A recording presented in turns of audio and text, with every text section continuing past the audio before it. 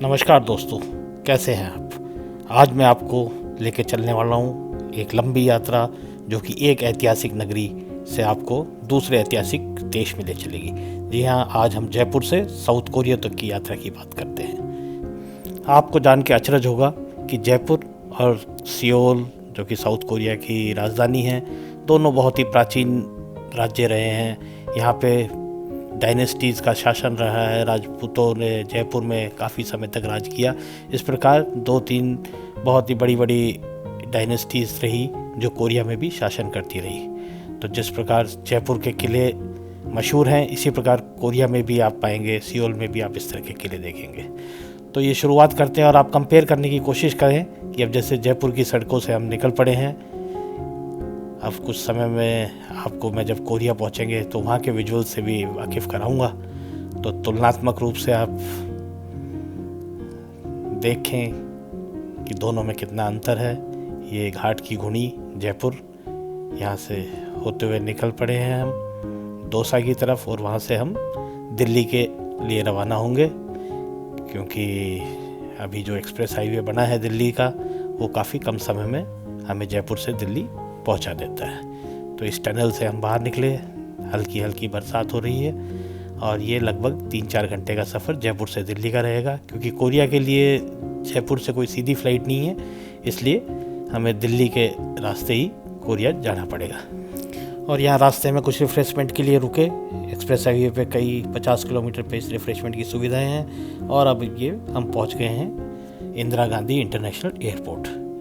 अब आपको बता दूं, साउथ कोरिया जाने के लिए आपको टूरिस्ट वीज़ा की ज़रूरत पड़ती है, जिसमें आपको 1 महीने की अवधि के लिए आपको रुक सकते हैं आप उस वीज़ा से, और 90 दिन का वो वीज़ा आपको ग्रांट होता है, जो कि आप उस 90 दिन में से कभी भी 30 दिन के लिए सिंगल एंट्री ले सकते हैं। बहुत ही आसान प्रक्रिया है। इसके लिए आप ऑनलाइन अप्लाई कर सकते हैं साउथ कोरियन एम्बेसी के, या किसी एजेंट के थ्रू भी अप्लाई कर सकते हैं। जो कागजात आपको चाहिए उसमें आपका पासपोर्ट, जो कि कम से कम 6 महीने वैलिड होना चाहिए, वीज़ा एप्लीकेशन फॉर्म भरना है, पासपोर्ट साइज फ़ोटो चाहिए होती है, फ़्लाइट की आइटनरी चाहिए होती है, अकोमोडेशन का प्रूफ चाहिए होता है, इनकम टैक्स रिटर्न, और उसके अलावा आपकी बैंक स्टेटमेंट पिछले 6 महीने की। तो बस ये थोड़ी सी फॉर्मेलिटी पूरी करते हैं तो लगभग 6 से 8 दिन में आपको वीज़ा मिल जाता है। और बस वीज़ा मिलते ही आप तैयार हैं अपनी कोरिया यात्रा के लिए। यहाँ ये इमिग्रेशन काउंटर है जिस पे मैं शूट नहीं कर सकता था, और इमिग्रेशन काउंटर से हम आगे बढ़ते हैं। मैं ये यात्रा करने जा रहा हूँ सिंगापुर एयरलाइंस के माध्यम से, जो वाया सिंगापुर होती हुई जाएगी। वैसे डायरेक्ट फ़्लाइट भी है यहाँ से, आप एयर इंडिया से, या और अगर आप सस्ते ऑप्शन देखना चाहते हैं तो वाया आप वियतनाम भी वियत जेट की फ़्लाइटों से साउथ कोरिया सियोल जा सकते हैं। तो मैं जा रहा हूँ, जो दिल्ली से सिंगापुर मेरी फ़्लाइट है। ये प्लेन सबसे बड़ा पैसेंजर प्लेन A380 है, और ये लगभग 5.5 घंटे यहाँ से दिल्ली से सिंगापुर के, और फिर 1 घंटे के लेओवर के बाद में सिंगापुर से इंचियोन सियोल के लगभग 5-5.5 घंटे लेगा। कुल यात्रा मेरी 13 घंटे की रहेगी। वैसे डायरेक्ट फ़्लाइट आपको 7 से 8 घंटे में एयर इंडिया की सीधा भी सियोल पहुँचा सकती है। अंदर ये मिलने वाली सुविधाओं में आप आराम से अपने लंबे सफ़र का आनंद ले सकते हैं, कोई मूवी वॉच करते हुए, और अच्छे डाइनिंग ऑप्शंस भी सिंगापुर एयरलाइंस आपको प्रोवाइड कराती है। तो ये एक बेहतर विकल्प है अगर आपके पास थोड़ा सा बजट एक्स्ट्रा है। कोई बहुत ज़्यादा फ़र्क नहीं। मेरे आने और जाने का जो किराया लगभग 54,000 रुपये पड़ा, जो कि मैंने मात्र 2-1 दिन पहले ही जाने से बुक किया था। वीज़ा आने के बाद ही मैंने फ़्लाइट बुक की थी। तो ये अब हम आ चुके हैं सिंगापुर। यहाँ से हम अपना टर्मिनल चेंज करेंगे। दूसरे टर्मिनल से हम दूसरी फ़्लाइट से सिंगापुर से इंचियोन के लिए, यहाँ सियोल के लिए हम यहाँ से दूसरी फ़्लाइट लेंगे। ये चांगी एयरपोर्ट बहुत ही मशहूर एयरपोर्ट है, बहुत सुंदर एयरपोर्ट है सिंगापुर का, और यहाँ से बहुत आसानी से आप टर्मिनल चेंज कर सकते हैं, कोई परेशानी नहीं आती। यहाँ पे इंटरकनेक्टेड मेट्रो टाइप ट्रेन चलती हैं, जो एक टर्मिनल से दूसरे टर्मिनल पे छोड़ देती हैं। तो आसानी से आप अपनी फ़्लाइट चेंज कर सकते हैं। ये प्लेन तैयार है हमारा। सुबह के लगभग 5-6 का समय है ये, और हमारी फ़्लाइट इंचियोन एयरपोर्ट के लिए तैयार। और अब आप देखते हैं यहाँ हम पहुँच गए हैं इंचियोन एयरपोर्ट सियोल। और अब ये यात्रा शुरू करते हैं हम इंचियोन से, जो शहर है उससे सियोल सिटी के लिए। तो मैंने पहले ही एक गाड़ी बुक कर रखी थी अपने ट्रैवल एजेंट के थ्रू, जिसने मुझे पिक कर लिया। तो अब आप रास्ते में आसपास की सड़कों को, गाड़ियों को, मकानों को देखिए और कंपेयर करिए जो इस वीडियो के शुरू में जयपुर की सड़कों के कुछ नज़ारे मैंने आपको दिखाए थे। तो कुछ समय के लिए मैं बिना कोई शब्द बोले आपको छोड़ता हूँ इस इंचियोन से सियोल तक के रास्ते पे।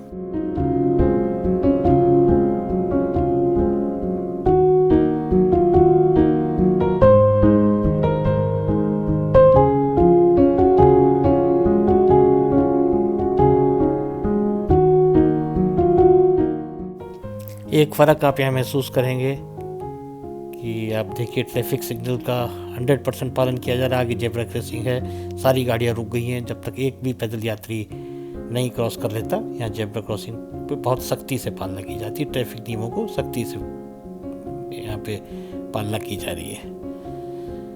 आगे आप देख रहे हैं कि पहले हमने वीडियो के शुरू में जयपुर की टनल देखी थी और यहाँ सियोल शहर की टनल देखें। वैसे तो सियोल शहर में बहुत सारी टनल्स हैं, पर इस एक टनल से हम गुजर रहे हैं, तो ये भी आपको दिखा देते हैं।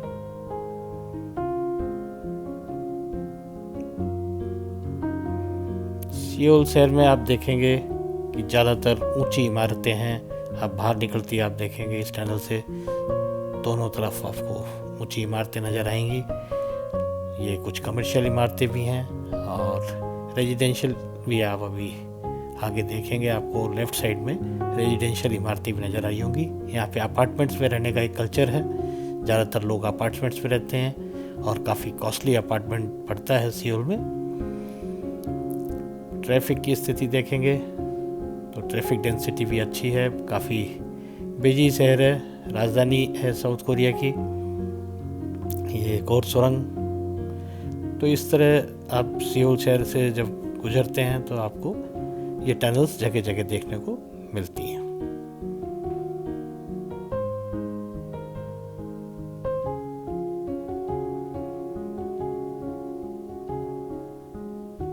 तो ये खूबसूरत शहर, व्यवस्थित तरीके से बसा हुआ, डिसिप्लिन शहर, एक सुखद अनुभूति देता हुआ।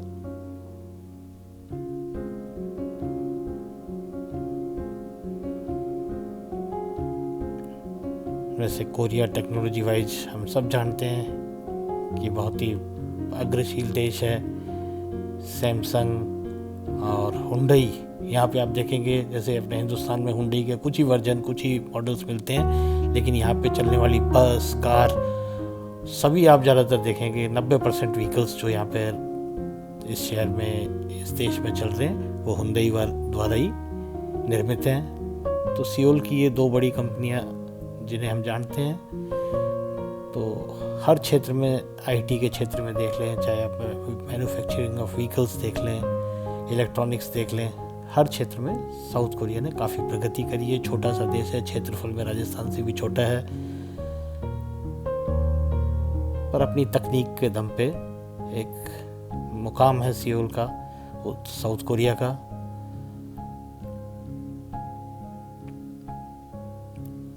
देखिए कुछ आपको पुरानी इमारतें भी नज़र आई थी। और अब हम आ गए हैं जोंगनो डिस्ट्रिक्ट में, जहाँ पे हमारा होटल स्थित है। तो होटल के नज़दीक पहुँच चुके हैं। यहाँ पे अच्छी रेटिंग का होटल है, ओराकाई नाम से, जोंगनो डिस्ट्रिक्ट में, जहाँ पे हम ठहरेंगे। ये इमारत देख रहे हैं आप, जी हाँ, यहाँ पे हम 2-3 दिन का स्टे करेंगे। अब होटल से मैंने करेंसी चेंज कराई, मैं $US लाया था अपने पास, तो $200 के बदले मेरे को 2,64,000 साउथ कोरियन वॉन मिले। ये देखिए आप, कोरियन वॉन है ये, 50,000 कोरियन वॉन का नोट। और इसको अगर हम अपने रुपीज़ में कन्वर्ट करते हैं तो हम लगभग 17 से उसको डिवाइड कर दें तो हमारे रुपये की वैल्यू आती है। जैसे 50,000 वॉन का नोट देखा था तो उसकी कीमत हमारे हिंदुस्तान के हिसाब से लगभग 3,000 रुपये रहेगी। ये हमने जो 1,000 रुपये का, ये 10,000 रुपये का, आप देखिए ये 10,000 वॉन का नोट है, तो इसकी कीमत जो हुई अपने हिंदुस्तान की लगभग 600 रुपये के आसपास। तो ये करेंसी, आप साउथ कोरियन करेंसी देखिए, 500 वॉन का और 100 वॉन का सिक्का। तो ये थोड़ा सा मैंने कन्वर्ट करा लिया है। अब आज हमारा कोई टूर ऑपरेटर की तरफ से कोई कार्यक्रम तय नहीं था, तो हम अपने आप ही, क्योंकि हमारे होटल के नज़दीक ही मैंने देखा कि कुछ किलोमीटर पे 2-3 किलोमीटर नामसन टावर, सियोल टावर जो फेमस है, वहाँ के लिए पैदल निकल चुके। रास्ते में ये देख रहे हैं हम कि काफ़ी हलचल नज़र आ रही है इस रास्ते पे। यहाँ आके मुझे पता चला ये तो म्योंगडोंग स्ट्रीट है, यहाँ की मशहूर स्ट्रीट है, शॉपिंग स्ट्रीट, जहाँ पे ब्यूटी प्रोडक्ट्स और खाने के सामान आप बहुत ही, आप स्ट्रीट फूड्स के अगर शौकीन हैं तो म्योंगडोंग स्ट्रीट, और आप अगर सियोल में आए हैं तो चाहे आपको शॉपिंग करनी हो और चाहे आपको भोजन करना हो, स्ट्रीट फूड खाना हो, ब्यूटी प्रोडक्ट्स खरीदने हो, तो ये स्ट्रीट तो आपका आना बनता ही है। हालांकि मुझे कल भी यहाँ आने का मेरा कार्यक्रम है, तो अभी तो इस स्ट्रीट को छोड़ के हम आगे बढ़ते हैं नामसन टावर की तरफ। यहाँ ये एक छोटी सी लिफ्ट जो हमें नामसन टावर के केबल स्टेशन तक ले जाएगी, जहाँ से केबल कार हम लेंगे। यहाँ जी अब ये देखिए, इस छोटी जो एस्केलेटर है ये 2nd फ्लोर स्ट्रीट पे लगी हुई थी और सेल्फ ऑपरेटेड है ये। इसमें आप 2nd फ्लोर पे जैसे ही पहुँचेंगे, वहाँ से आप उस जगह पहुँच जाएंगे जहाँ से आपको केबल कार मिलती है नामसन टावर जाने के लिए। वो आपको नज़र आ रहा होगा, ये के देख पा रहे होंगे आप, केबल कार्स चलती हैं यहाँ से नामसन टावर के लिए। बहुत ही खूबसूरत और बहुत ही मशहूर बिल्डिंग है यहाँ की नामसन टावर। सियोल आने वाला हर व्यक्ति यहाँ घूमना पसंद करता है। आपको 2 टिकट अलग अलग लेनी पड़ती हैं, एक केबल कार की अलग टिकट लगेगी आपकी और नामसन टावर में एंट्री की अलग ही। हम अंदर प्रवेश कर चुके हैं नामसन टावर के। यहाँ से हम लिफ्ट से अब बिल्कुल ऊपर जो हमारा डेक है, वॉचिंग डेक है, जहाँ से हम पूरे सियोल शहर का नज़ारा ले सकते हैं। वैसे तो दिन में भी ये जगह बहुत खूबसूरत लगती है, लेकिन रात्रि में अगर हम नामसन टावर आते हैं तो लाइटिंग की वजह से आपको बहुत ही खूबसूरत एक व्यू मिल पाता है, जिससे आप पूरा सियोल शहर देख पाते हैं। हालांकि आज काफ़ी थके हुए थे, रात के अब लगभग 9-10 बज चुके हैं और डिनर भी अभी करना शेष है। तो ये नामसन टावर की यात्रा के बाद अब थोड़ा आराम करते हैं और आगे की यात्रा हम कंटिन्यू रखेंगे अपने इसी वीडियो के अगले भाग में, जिसमें हम सियोल के बाकी हिस्सों की यात्रा आपको करवाएंगे। Thank you, keep watching.